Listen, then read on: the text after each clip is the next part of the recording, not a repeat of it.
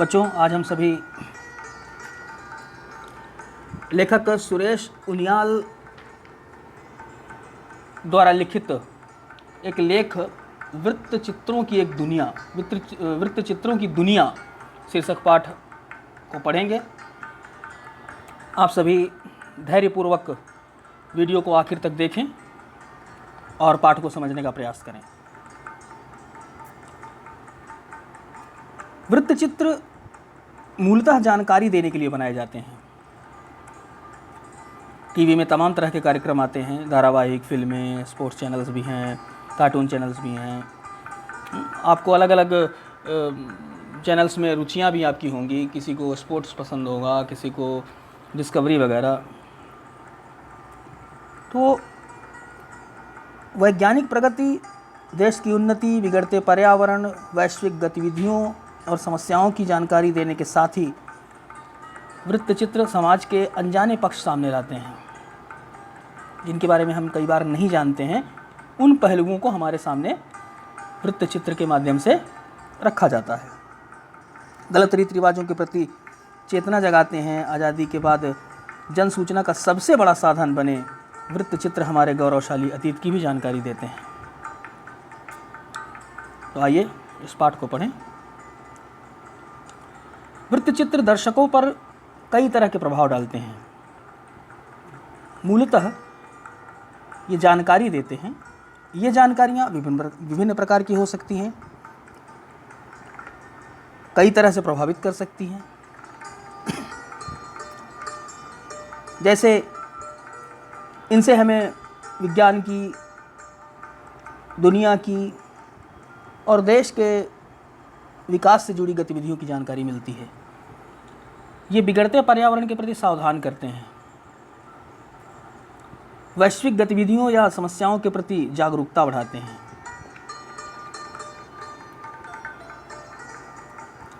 समाज में ऐसे बहुत से अनजाने पक्ष हैं जिन्हें ये वृत्तचित्र सामने लाते हैं। गलत रीति रिवाजों के विरुद्ध चेतना जगाते हैं। दर्शक के कानों में चुपके से ऐसा कुछ कह जाते हैं जो उनके जीवन को दूर तक प्रभावित कर सकता है। दुनिया में जहाँ से कथा फिल्मों का इतिहास शुरू होता है, वहीं से वृत्तचित्रों का इतिहास भी शुरू होता है। फ्रांस के लूमियर बंधुओं ने जो पहली 4 फिल्में बनाई थी, उनमें से अगर बगीचे में पानी देने वाले माली की फिल्म को कथा चित्र माने, तो फैक्ट्री से निकलते मजदूरों या प्लेटफॉर्म पर आती रेलगाड़ी की फिल्म को वृत्तचित्र की श्रेणी में रखना होगा। अलबत्ता तब इनका नामकरण वृत्तचित्र के रूप में नहीं हुआ था। उस समय इन्हें तथ्यात्मक फिल्में ही कहा जा सकता था। भारत में लूमियर बंधुओं की इन लघु फिल्मों का प्रदर्शन 7 जुलाई 1896 से होने लगा था। भारत में बनी लघु फिल्मों को पहली बार 1898 में दिखाया गया। ये फिल्में थीं लखनऊ का इमामबाड़ा, हमारा भारतीय साम्राज्य और बम्बई स्टेशन पर रेलगाड़ी का आगमन। ये तीनों भारत में किसी विषय पर बनी पहली तथ्यात्मक फिल्में कही जा सकती हैं। हाँ, इनका छायांकन एक अंग्रेज़ कैमरामैन ने किया था। भारत में तथ्यात्मक फिल्मों के जनक हरिश्चंद्र सखाराम भाटवड़ेकर थे, जिन्हें लोग सावे दादा के नाम से याद किया करते हैं।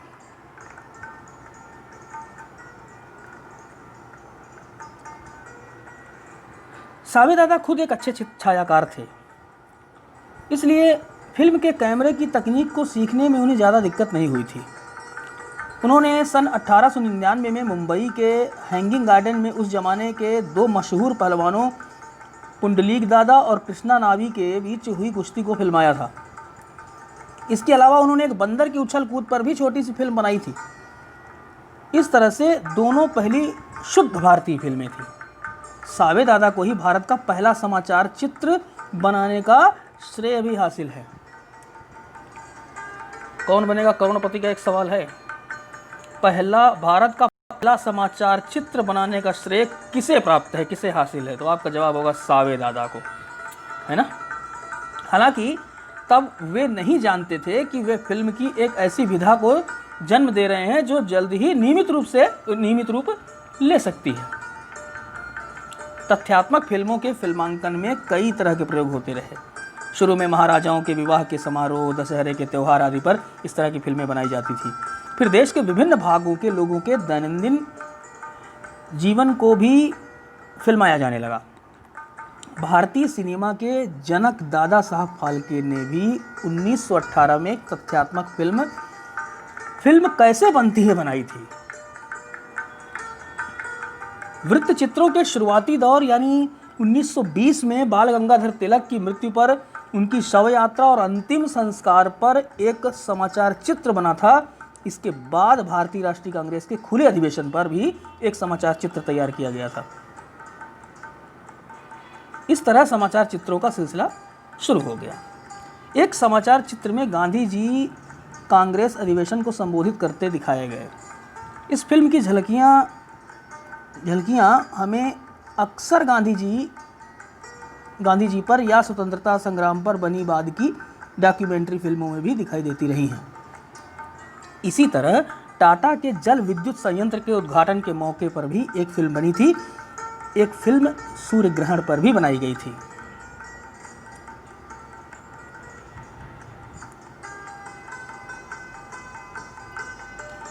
उन दिनों होता यह था कि कैमरामैन जहां जो दृश्य देखते उन्हें फिल्मा लेते थे।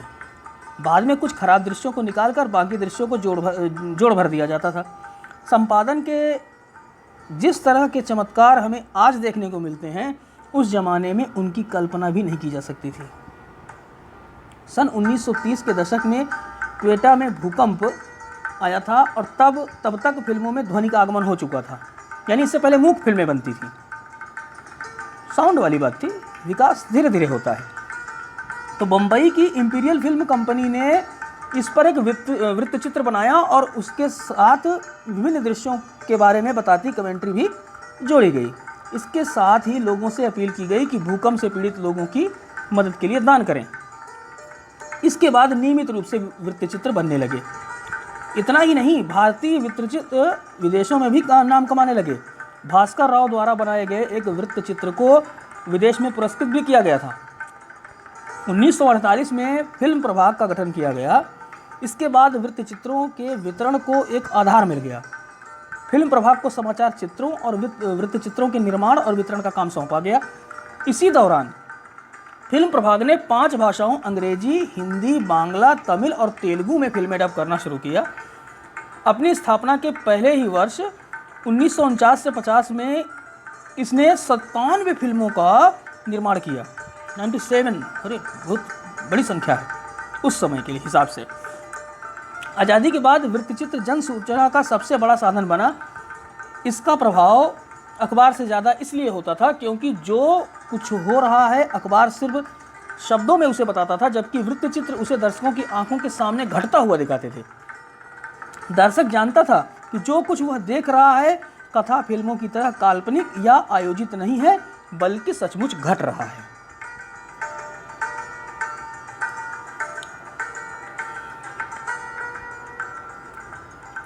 आज फिल्म प्रभाग देश का सबसे बड़ा वृत्तचित्र और समाचार चित्र निर्माता और वितरक है। इस समय उसके अभिलेखागार में वृत्तचित्रों, लघु और एनिमेशन फिल्मों के हज़ारों टाइटल मौजूद हैं। ये फिल्में सामाजिक सांस्कृतिक महत्व के विषयों से लेकर महत्वपूर्ण राजनीतिक घटनाओं पर हैं। इनमें हमारे गौरवशाली अतीत की बहुत सारी यादें बंद हैं। फिल्म प्रभाग के पास वितरण के कई रास्ते हैं। इनके द्वारा तैयार किए गए वृत्तचित्रों को देश भर के सिनेमाघर दिखाते हैं। इन्हें राष्ट्रीय व स्थानीय टेलीविज़न नेटवर्क पर प्रसारित किया जाता है। विदेश मंत्रालय विदेशों में मौजूद अपने कार्यालयों के लिए इन फिल्मों के प्रिंट भेजता है। ये फिल्में विदेशों के वीडियो और टीवी नेटवर्क पर प्रदर्शन के लिए भी भेजी जाती हैं। बच्चों,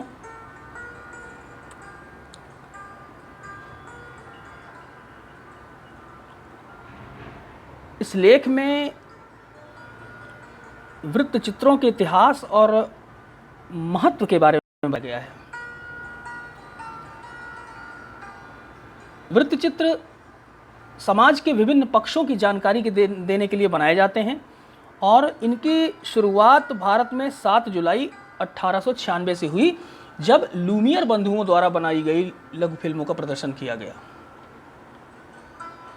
आपने पढ़ा है कि भारत में सावे दादा तथ्यात्मक फिल्मों के जनक माने जाते हैं। उसके बाद कई विषयों पर वृत्तचित्र बनाए गए। पहले वृत्तचित्रों में ना ध्वनि होती थी और ना ही संपादन की विकसित तकनीक थी। ध्वनि के आगमन के बाद भारत में नियमित रूप से वृत्तचित्र बनने लगे और विदेश में भी नाम कमाने लगे। 1948 में फिल्म प्रभाग का गठन हुआ और वृत्तचित्रों के निर्माण और वितरण को ठोस आधार मिला।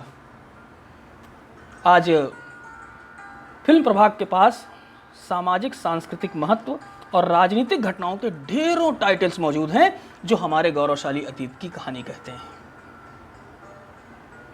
धन्यवाद।